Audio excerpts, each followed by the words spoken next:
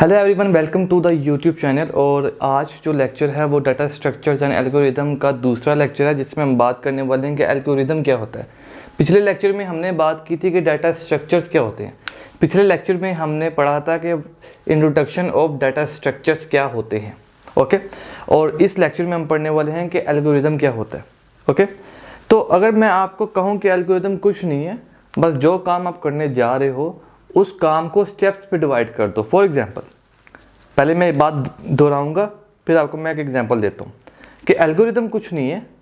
Algorithm क्या है कि जो काम आप करने जा रहे हो, कोई भी काम हो सकता है वो, बेशक फॉर एग्जांपल चाय बनाने जा रहे हो, उस चाय बनाने को स्टेप्स पे डिवाइड कर दो। अब एक प्रॉब्लम है आपके सामने कि आपने चाय बनानी है, ये प्रॉब्लम है आपकी। अब आप उस प्रॉब्लम को स्टेप्स पे डिवाइड कर दो। फॉर एग्जांपल कि आप चाय बनाने जा रहे हो, तो सबसे पहला स्टेप क्या है? पतीली उठा के चूल्हे पे रखनी है। दूसरा स्टेप क्या है? आग जलानी है। तीसरा स्टेप क्या है? पानी डालना है। चौथा स्टेप क्या है? पत्ती डालनी है। पांचवा स्टेप क्या है? थोड़ा सब्र करना है। ये पांचवा स्टेप भी हो सकता है, जरूरी नहीं कि पत्ती के बाद फौरन चाय डाल दें। तो पांचवा स्टेप क्या है? थोड़ा सा वेट करना है।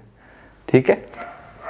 छठा स्टेप क्या है? दूध नहीं डालना, चीनी डालनी, उसको थोड़ा सा मिक्स करना है। सातवां स्टेप क्या है? दूध डालना है। आठवां स्टेप क्या है? थोड़ा सा सब्र करना है दोबारा। और नौवां स्टेप क्या है कि पतीली से जो चाय जो पतीली के अंदर है वो कप में डालनी है और चाय तैयार। ठीक है। तो हमने एक प्रॉब्लम को स्टेप्स पे डिवाइड कर दिया। और ये स्टेप्स क्या थे? अगेन कह रहे हैं, ये स्टेप्स क्या थे? फाइनाइट। अब फाइनाइट स्टेप्स क्या होते हैं? फाइनाइट स्टेप्स वो स्टेप्स होते हैं जिनको हम, फाइनाइट किसे कहते हैं? जिसको हम काउंट कर सकें। ठीक है, फाइनाइट हमें कहते हैं उसको जिसको हम काउंट कर सकें। और वो चीज़ जो फाइनाइट नहीं होती उसको हम कहते हैं इन्फिनिटी। इस तरह के साइन से। ठीक है। तो जो चीज़ फाइनाइट नहीं है उसको हम कहते हैं इन्फिनिटी, इनफाइनाइट। अब जो आपके स्टेप्स थे इस एग्जांपल की प्रॉब्लम में वो फाइनाइट थे। आई थिंक 8 या 9 स्टेप्स बने थे और हमारी चाय तैयार थी, हमारी प्रॉब्लम सोल्व हो गई थी। तो यहां पे हमने एक चीज समझ ली कि एल्गोरिदम जो है वो प्रॉब्लम को फाइनाइट स्टेप्स में ले जाने का नाम है। और हर उस फाइनाइट स्टेप में कुछ इंस्ट्रक्शंस होंगे। दोबारा कहता हूं, मैं दोबारा बता रहा हूं कि एक प्रॉब्लम को हम कुछ स्टेप्स पे लेंगे, चाय बनाने वाली प्रॉब्लम को 9 स्टेप, 8 या 9 स्टेप्स पे लेंगे, और हर स्टेप के अंदर कुछ ना कुछ हो रहा था। हर स्टेप के अंदर हमें पता था कि हमने क्या करना है। ठीक है। हर स्टेप के अंदर, पहली चीज, हर स्टेप के अंदर हमें पता था हमने क्या करना है। ठीक है। हर स्टेप के अंदर जो काम हम करने जा रहे थे वो हम कर सकते थे। ठीक है। हर स्टेप के अंदर इंस्ट्रक्शंस क्लियर थी। ठीक है। और फिर जाके 8वें या 9वें स्टेप में हमारी चाय बनके तैयार होगी। इसे कहते हैं एल्गोरिदम। इसके अलावा कुछ भी नहीं है एल्गोरिदम। अब हम डेफिनेशन की तरफ जाते हैं। It's a finite set of steps bye step instruction. ये समझना बहुत जरूरी है कि समथिंग इज फाइनाइट, के स्टेप्स क्या हैं? फाइनाइट। और स्टेप में, हर फाइनाइट स्टेप में क्या है? इंस्ट्रक्शन। अगर 5 स्टेप्स हैं मिसाल के तौर पे, तो 5 स्टेप्स फाइनाइट होते हैं कि इनफाइनाइट होते हैं? ऑफ कोर्स फाइनाइट होते हैं। क्यों? क्योंकि हम उनको गिन सकते हैं। 1 2 3 4 5, ये फाइनाइट स्टेप हमने गिन लिया। अब हर उस स्टेप के अंदर कुछ इंस्ट्रक्शंस हैं। हर उस स्टेप के अंदर कुछ इंस्ट्रक्शंस हैं। ओके हो गया? ठीक है। टू सोल्व अ प्रॉब्लम, यही बात की थी मैंने, इसके अलावा तो कोई बात नहीं की थी आपसे। कि चाय बनाने जब हम जा रहे थे तो हमने कुछ फाइनाइट स्टेप्स का यूज किया जो कि 8 या 9 थे, और उन स्टेप्स के अंदर कुछ इंस्ट्रक्शंस थी, और उन स्टेप्स को यूज करके हम एक प्रॉब्लम सॉल्व कर रहे थे जो कि था चाय बनाना। ठीक है। इसको कहते हैं एल्गोरिदम। अब आते हैं अब अपनी असली चीज की तरफ कि डाटा स्ट्रक्चर में क्यों एल्गोरिदम का नाम आता है बार बार। मैंने पिछली क्लास में भी बात की थी कि जब भी हम कोर्स देखें, मोस्ट ऑफ द टाइम हम ही देखते हैं data structure and algorithm, data structure and algorithm. एक यूनिवर्सिटी में चले गए बैचलर्स कंप्यूटर साइंस पढ़ने, डाटा स्ट्रक्चर एंड एल्गोरिदम। दूसरी यूनिवर्सिटी में चले गए, वहां data structure and algorithm. Algorithm का नाम क्यों आ रहा है? This is very very important, please understand this concept. कि डाटा स्ट्रक्चर के साथ एल्गोरिदम का नाम क्यों आ रहा है। देखो अब मैं एक और एग्जांपल देने लगा हूँ रियल लाइफ से, इसको समझने की जरा कोशिश करना कि हर ग्रुप के अंदर ना दो दोस्तों का ग्रुप होता है। एक दोस्त ऐसा जरूर होता है जो कि सिर्फ बोलता है, करता कुछ नहीं है। फॉर एग्जाम्पल, मैं अपने कुछ दोस्तों के साथ चाय पी रहा हूँ, एक रेस्टोरेंट में या एक होटल में चाय पी रहा हूँ। अब मेरे उन दोस्तों में से एक दोस्त ऐसा ज़रूर होगा कि यार ये स्टार्टअप स्टार्ट कर लेते हैं, ये स्टार्टअप स्टार्ट कर लेते हैं, यार ये काम कर लेते हैं, वो काम कर लेते हैं। खुद कुछ नहीं करेगा, सिर्फ हमें सजेशंस दे रहा होगा, सिर्फ हमें डायरेक्शंस बता रहा होगा, यार ये काम भी अच्छा है, यार वो काम भी अच्छा है, यार ये वाला काम भी अच्छा है, यार ये काम मार्केट में किसी ने नहीं किया, हम एक ऐसा स्टार्टअप स्टार्ट करते हैं कि हम ये काम करेंगे यार। तो वो खुद कोई काम नहीं कर रहा, वो सिर्फ हमें सजेशंस दे रहा है। कैरियर डेवलपमेंट तुमने खुद ही करनी, मैं नहीं कर रहा। तो अब आते हैं अपने रियल केस की तरफ। डाटा स्ट्रक्चर जो है, अगेन इस लाइन को जरा गौर से समझिएगा कि जो डाटा स्ट्रक्चर है वो हमें एक ऐसा स्ट्रक्चर बता रहा है कि जिसको यूज करते हुए हम अपने कंप्यूटर का टाइम और कंप्यूटर की मेमोरी बचा सकते हैं। ओके, डाटा स्ट्रक्चर हमें एक ऐसा स्ट्रक्चर दे रहा है डाटा का, जिस स्ट्रक्चर का यूज करते हुए, फॉर्मेट का यूज करते हुए हम अपने कंप्यूटर का टाइम और मेमोरी बचा सकते हैं। मगर ये स्ट्रक्चर बनाएगा कौन? This is the point.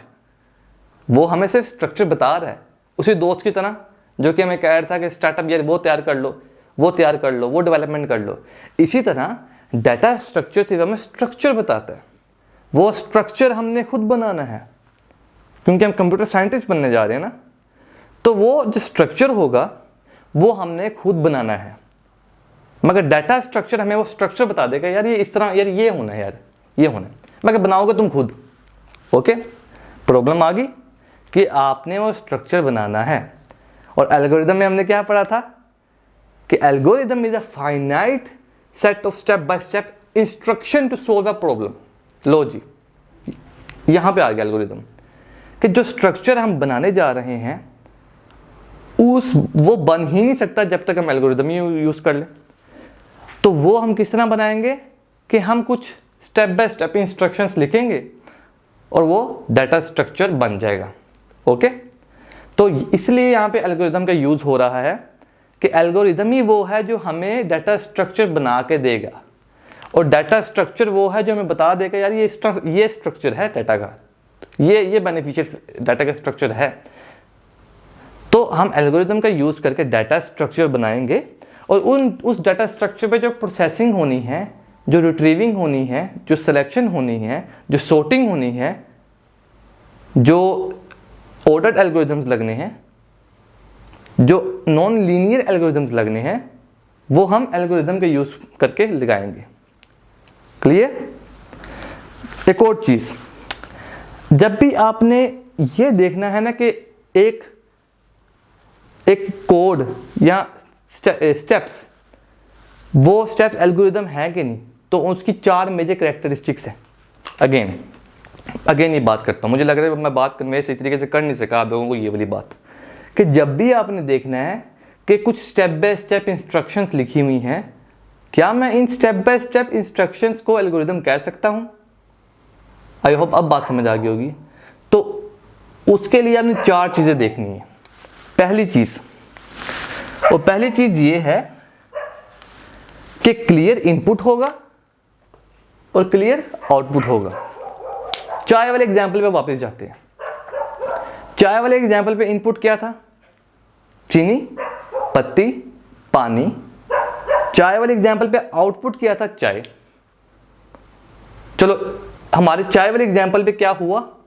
हमारे चाय वाले एग्जाम्पल पे पहला पॉइंट तो पॉजिटिव हो गया कि हाँ, उस चाय वाले एग्जाम्पल पे क्लियर इनपुट था और क्लियर आउटपुट था। नेक्स्ट स्टेप पे जाते हैं, क्लियर इंस्ट्रक्शंस।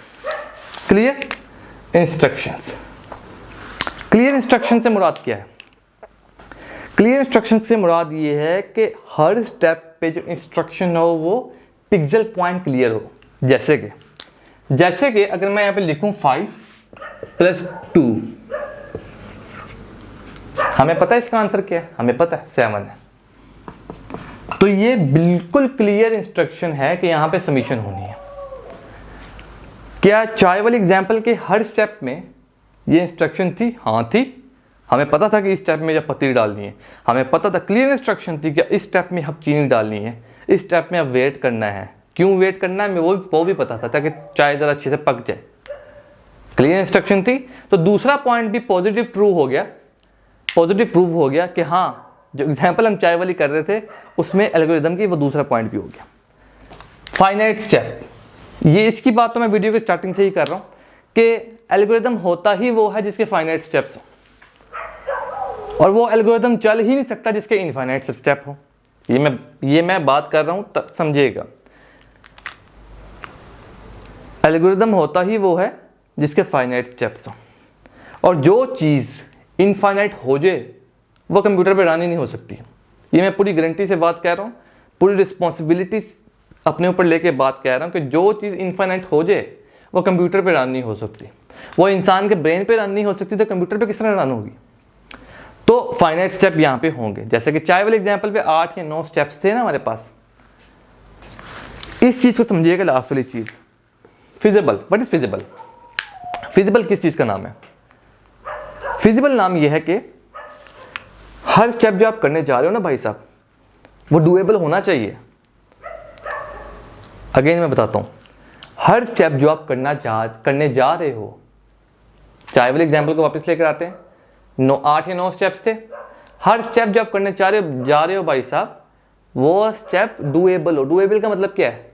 पॉसिबल हो, डुएबल हो। पत्ती डाली जा सकती है, डुएबल है। चीनी भी डुएबल है, वेट करना भी डुएबल है, दूध डालना भी डुएबल है, मिक्स करना भी डुएबल है। और आउटपुट क्या? चाय। ठीक है, पतीली को उठा के कप में डालना है, मग में डालना, वो भी डुएबल है। तो चाय वाले एग्जांपल पे तो सारे पॉइंट फिट कर गए, मतलब कि वो एल्गोरिदम था। ग्रेट, समझ आ, इस चीज की तो मैं समझ आ गई, आई होप। अब क्या कोई चीज डुएबल नहीं भी हो सकती है? एक एग्जांपल देता हूं मैं कहता हूं कि मुझे पॉइंट ए से पॉइंट बी का डिस्टेंस बताओ। आप पूछोगे सर पॉइंट ए क्या है? मैं कहता हूं लाहौर है। आप पूछोगे पॉइंट बी क्या है? मैं कहता हूं मैं क्यों बताऊं? प्रॉब्लम आ गई। जब तक आपको पॉइंट बी ही नहीं पता तब तक आप डिस्टेंस किस तरह बता सकोगे? इसमें 2 प्रॉब्लम्स मैं देख सकता हूं।